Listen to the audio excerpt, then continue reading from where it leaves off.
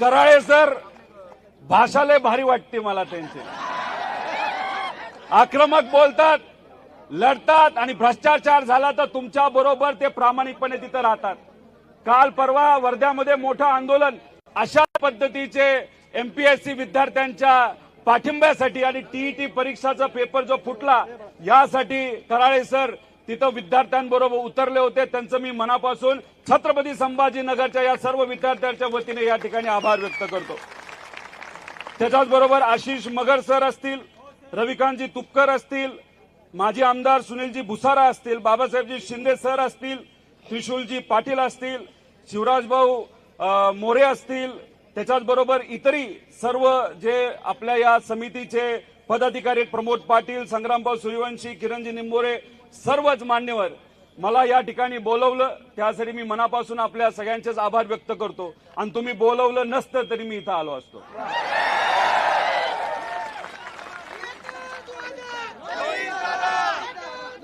या छत्रपती संभाजीनगर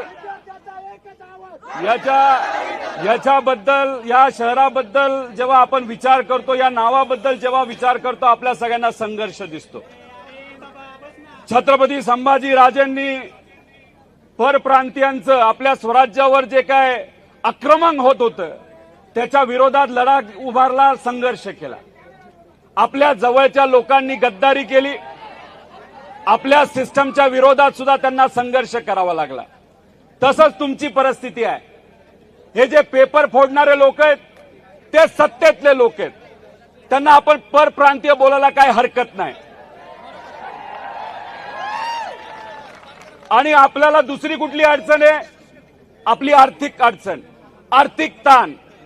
आपले आई वडील कष्ट करतात, शेतामध्ये राबतात, शेती करतात, मजुरी करतात, कसा तरी पैसा गोळा करतात आणि त्यातून कशी तरी तुम्ही फी देता.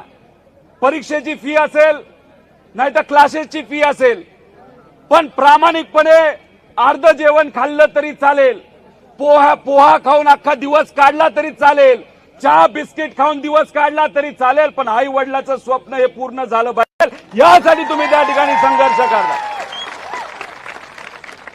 आता कशासाठी आपण रस्त्यावर आलोय? बघा, हा निर्णय एमपीएससीचा निर्णय बघितलाय का? बर मला सांगा, लहानपणीपासून आपण एलकेजी मध्ये असताना आपले आई वडील नाही तर शिक्षक आपल्याला शिकवतात, अंगणवाडीपासून काय शिकवतात? बालवाडी घ्या नाही तर जन्मल्या घ्या, काय प्रॉब्लेम. बर आपला आकडा आता एक मागणी वाढत गेली तर इथं संपायचंच नाही आपल्याला, तिथं पोलीस जातील कोम्यात. मला सांगा, आपले जे कुठले आकडे आहेत तो आकडा कुठल्या नंबर पासून सुरू होतो? 1 नंबर. आणि एमपीएससीचा निर्णय जर बघितला 2 नंबर पासून सुरू झाले. म्हणजे निर्णय देत असताना सुद्धा त्याच्यामध्ये 2 नंबरी केली असं मला वाटतं. याचा जर तुम्ही पूर्ण अभ्यास केला, शेवटच्या पानावर कोणाची सही आहे? फक्त अध्यक्षाची सही आहे, बरोबर का नाही? अरे बाकी सदस्य कुठे गेले? बाकी सदस्यांची तुम्ही कधी सही घेणार? त्याच्यात अजून जर खोलात तुम्ही गेला, जर सगळं वाचलं, त्याच्यात सांगितलं आहे मध्य प्रदेशमध्ये, उत्तर प्रदेशमध्ये, बिहारमध्ये, तमिळनाडूमध्ये, केरळमध्ये अशाच पद्धतीने ऑनलाईन परीक्षा घेतल्या असं सांगितलंय. हे साप चुकीचे, हे साप खोटं आहे. मी तुम्हाला सर्वांना सांगतो, या सर्व राज्यांमध्ये येणाऱ्या महिन्यांमध्ये ज्या परीक्षा घेतल्या जाणार आहेत त्या सगळ्या ऑफलाईन पद्धतीच्या आहेत.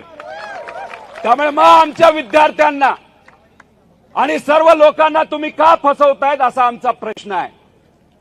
त्याच्याच बरोबर तुम्हा सर्वांना सांगतो, तुम्ही तुमच्या हक्कासाठी लढताय, आम्ही तुमच्या बरोबर आहोत, पण सुप्रीम कोर्ट सुद्धा तुमच्या बरोबर. त्यांना आपल्या प्रधानमंत्री साहेबांच्या अडचणी माहितीत मनात काय? त्यांना आपल्या प्रधानमंत्री साहेबांच्या अडचणी माहितीत मनात काय हे माहिती आहे. त्यांना बऱ्याच गोष्टी माहिती आहे, पण त्या ट्रम्प तात्याला हे माहिती आहे. त्यांना बऱ्याच गोष्टी माहिती आहे, पण त्या ट्रम्प तात्याला तुम्ही जर विचारलं हे नॉर्मलायझेशन काय तर ट्रम्प तात्या सुद्धा डोक्यात. त्यांना विचारलं हो हे नॉर्मलायझेशन काय, ते म्हणले नाही नाही महत्वाचे महत्वाचे. म्हणले याला फॉर्म्युला वगैरे काय हाय का, नाही नाही महत्वाचे महत्वाचे आहे. अरे मला काय कळेलच काय. आता 2 दिवसापूर्वी पुण्यामध्ये तुमच्यासारख्या काही विद्यार्थ्यांची चर्चा करत होतो. तुम्हाला माहिती काय महिन्यांपूर्वी तलाठी भरती झाली का नाही झाली, लय भारी झाली ना. पेपर फुटला का, काय भाव निघाला होता, 40 लाख 50 लाख. बर त्याच्यामध्ये मार्क किती पर्यंत होते फायनल, 248 विद्यार्थ्यांना किती मार्क मिळाले, म्हणजे 288 आमदार आणि निवडून किती आले तर 300. असं होतं का. आता याच्यात एक विद्यार्थी माझ्याशी बोलत होता, काय बोलला, अहो मी 12 तास 16 तास रोज अभ्यास करत होतो आणि माझा मित्र लय कंटाळला अभ्यासाला गेला निघून आणि त्याला एक कळलं अभ्यासापेक्षा 25 लाख दिले तर आपला मार्ग मोकळा होतोय आणि पैसे दिले आणि हा मात्र बिचारा नापास झाला. अभ्यास न करणारा 25 लाख रुपये देऊन पास झाला, अशी परिस्थिती आहे.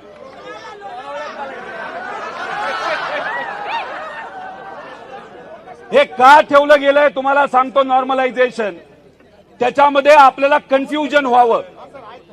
तुम्ही जर बघितलं असेल, एक मुलगा मला बोलला मी अभ्यास करायचो कितीतरी तास, मी तिथं लायब्ररीमध्ये बसायचो, मला मार्क पडले 92 आणि नॉर्मलायझेशनली ते झाले 110 आणि माझा भाऊ पुस्तक सुद्धा उघडत नव्हता, तो बसायचा दुकानावर आणि वेळ आहे म्हणून दिली परीक्षा, त्याला मिळाले 80 आणि नॉर्मलायझेशनच्या नंतर तो गेला 160च्या पुढे.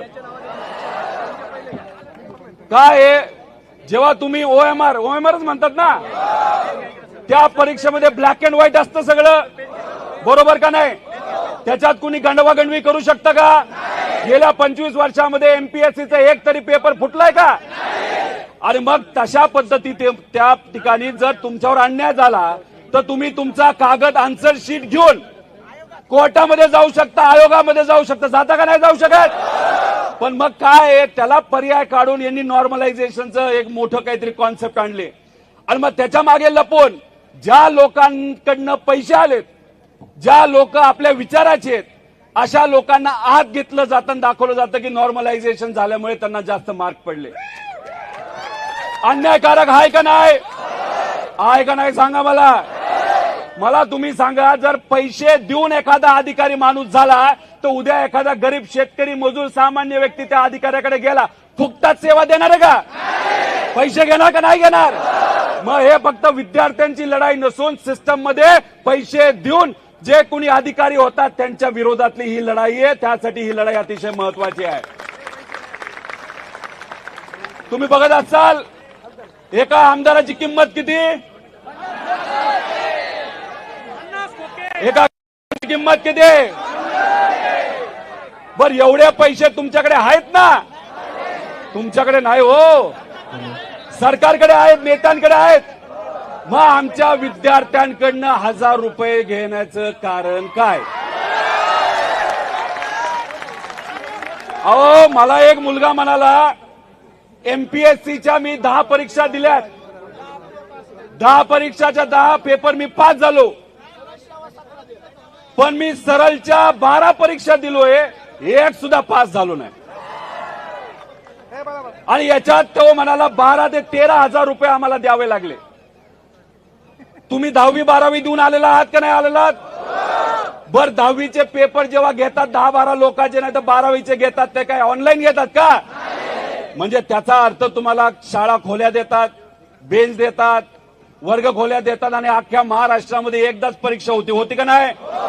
मग 10-12 लाखाची ती परीक्षा होती, 12वीची होती. युपीएससीची परीक्षा 8 लाख विद्यार्थी त्याच्यासाठी बसतात ती होती. आणि मग इथं तुम्ही कारण काय देता की नाही काय आहे ते प्रॉब्लेम होतो, पेपर फुटतो म्हणून आम्ही ऑनलाईन करायला चाललेलो आहोत.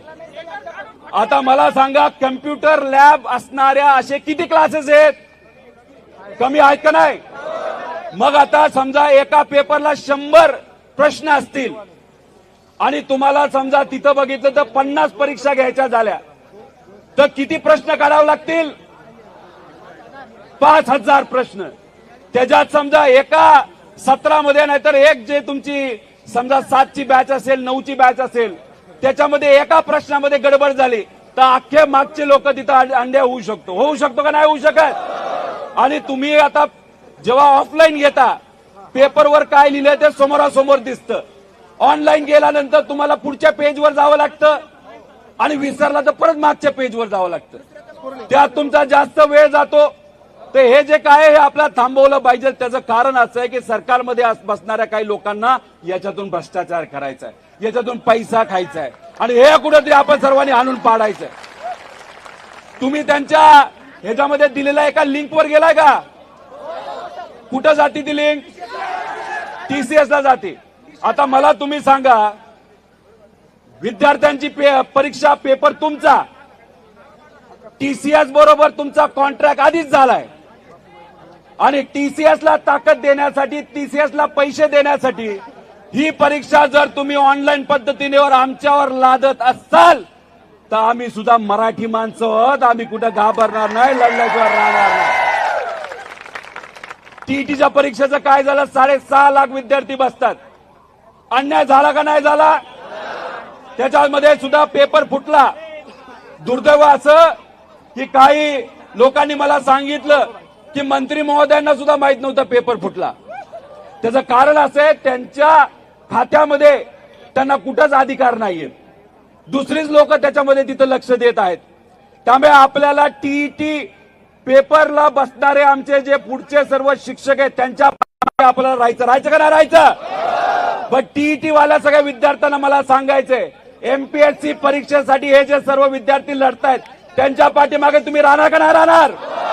बरं, आपले काही विद्यार्थी नीट परीक्षेसाठी बसतात, तिथे पेपर फुटतो, त्यांच्या पाठीमागे तुम्ही सर्वजण संघटित राहणार का नाही राहणार?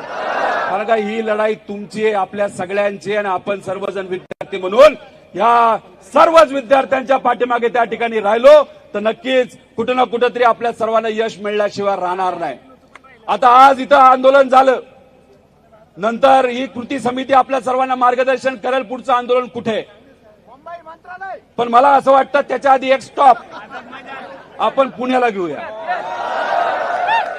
पुण्याला घेऊया ना. आता वारी कधी संपती पुरी? 24 पेपर आहे. 72 बघा, मला असं वाटतं आंदोलन करत असताना स्टेनोचा पण विषय महत्वाचा आहे. मी स्वतः राधा मॅडमला भेटलो होतो, बोललो होतो, मंत्र्यांना भेटलो. त्यांनी जो युक्तिवाद मला दिला, त्यांनी मला सांगितलं काय झालंय, आर्टिफिशियल इंटेलिजन्स आलेलं आहे. आता फोनवर बोललं तरी टायपिंग होतं, मग टायपिस्टची काय आपल्याला जरूरत आहे असं त्यांनी मला सांगितलं. पण त्यांनी काही सांगितलं तरी मी तुम्हाला आश्वासित करतो, तुमच्या सर्वांसाठी आम्ही लढणार आणि जिंकणार सुद्धा. 5 दिवसापूर्वी मुख्यमंत्री साहेबांना भेटलो तुमच्या विषयासाठी. ऑफलाईन परीक्षा घेण्यात यावी, ऑनलाईन घेऊ नये. चर्चा बरीच झाली. शेतकऱ्यांचा मुद्दा होता. त्याच्यानंतर मी त्यांना म्हणलो, साहेब विद्यार्थ्यांचा विरोध आहे, सर्व विद्यार्थी एकत्रित आलेले आहेत की कृपा करून तुम्ही ऑनलाईन घेऊ नका, तुम्ही ऑफलाईन घ्या. त्यांनी मला सांगितलं तुम्ही बोलत असाल आणि विद्यार्थी बोलत असतील तर आम्ही सकारात्मक आहोत. मला फक्त जाता जाता एकच सांगायचंय, राजकीय लोक जेव्हा म्हणतात ना सकारात्मक, त्याच्यावर अजिबात विश्वास ठेवू नका. पण गेल्या काही दिवसांमध्ये विदर्भामध्ये जिथं जिथं आंदोलन झालं, आज इथं जे आंदोलन होतंय, काल परवा लातूरमध्ये आंदोलन करण्याचा प्रयत्न केला, 140 कलम लावून टाकलं, तिथं वर्दलाही लावलं, तरी तुमचं झालं. आता पोलीस प्रशासनाला सांगतो, पुढचं आंदोलन हे सर्व विद्यार्थी पुण्याला घेतील. तुम्हाला किती पोलीस आणायचे तेवढे आणा, तुम्हाला किती ताकद लावायची तेवढी लावा. आम्ही काय घाबरत नाही आणि आम्ही काय झुकणार. काय डायलॉग आहे ते कुठल्या तरी पिक्चरला? परत एकदा मागच्यांना विचारतो. त्यामुळे अधिकाऱ्यांशी पण आम्ही बोलतोय. एकनाथ शिंदे साहेबांबद्दल त्यांच्याशी पण बोलणं झालं आणि त्यांना पण सांगितलंय, मुख्यमंत्र्यांना साहेबांना पण सांगितलेलं आहे आणि सामान्य प्रशासनाच्या ज्या सेक्रेटरी आहेत त्यांना सुद्धा सांगितलेलं आहे की 12 तारखेपर्यंत आमची परीक्षा आहे विद्यार्थ्यांची आणि आम्ही सरकारला संधी देतो. लगेचच आम्ही आक्रमक होणार नाही. आम्ही शांततेत गोडीत सांगतो. पण आमच्या 12 तारखेच्या परीक्षा होऊस तर तुम्ही हे ऑनलाईन प्रकरण बंद नाही केलं तर मग सगळंच संपेल तुमचं. तुम्हाला परवडणार नाही. आणि इथं आम्ही भूमिका घेत असताना कुठेही राजकीय भूमिका घेत नाही. आम्ही तुमच्या बरोबर फक्त तुमचे कार्यकर्ते म्हणून याच्यामध्ये सहभाग तिथं घेत आलेलो आहोत. आणि राजकारण इतकं वंगाळ झालंय काय सांगू तुम्हाला. अजितदादा म्हणायचे हे जे नेते आहेत ना, आज इथं असतो नंतर तिथं असतो. पण 2029ला तुम्ही सर्वजण महाराष्ट्राचे सामान्य लोक महाराष्ट्रामध्ये नक्कीच क्रांती करतील असा मला विश्वास आहे. त्यामुळे इथं जे विद्यार्थी नेते युवा नेते उभे आहेत ना बरेचसे, उद्या जाऊन प्रस्थापित लोकांना तिकीटच द्यायला नको. उद्या जर तुमचा आवाज अधिवेशनामध्ये भक्कमपणे मांडायचा असेल तर अशा लोकांना त्या ठिकाणी आपण उद्या जाऊन संधी दिली पाहिजे. फक्त कांगणे सर नाही, इथं कराळे सर आहेत, आपले साबळे सर आहेत, पलीकडे आहेत, सगळे आहेत. अभिजित भाऊ कुठे गेले? अभिजित भाऊ आहेत.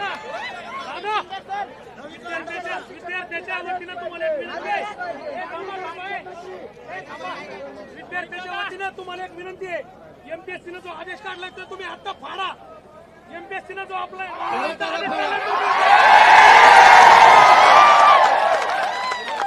बघा, एमपीएससी कोणाच्या तरी सांगण्यावरनं दुर्दैवाने त्या ठिकाणी चालते. त्यामुळे एमपीएससीला पण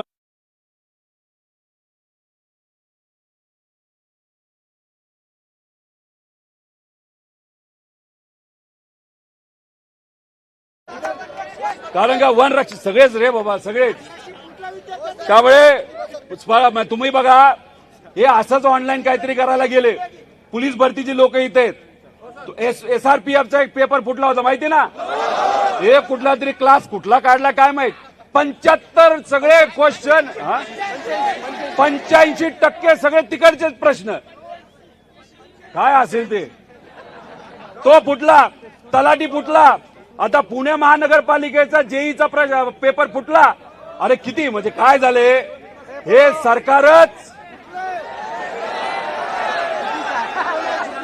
सरकारच कशावर उभं राहिलंय. पक्ष, नेते, आमदार, खासदार. त्यामुळे यांना काय वाटतं की पेपर फुटला पाहिजे. अरे तुम्हाला काय वाटतं त्याच्यापेक्षा आमच्या विद्यार्थ्यांना काय वाटतं हे महत्वाचं आहे. आम्हाला वाटतं हे ऑनलाईन परीक्षा तिथं नको, आमची ही ऑफलाईन तिथं पाहिजे. आणि हेच बोलत असताना उद्या जाऊन जेव्हा केव्हा संघर्षाची वेळ येईल ना, तुम्हाला आपल्या सगळ्यांना रस्त्यावर उतरावं लागेल. आता खरं तर एक क्रांती चौकामध्ये मोठं आंदोलन होणार होतं, परमिशन नाही मिळाले.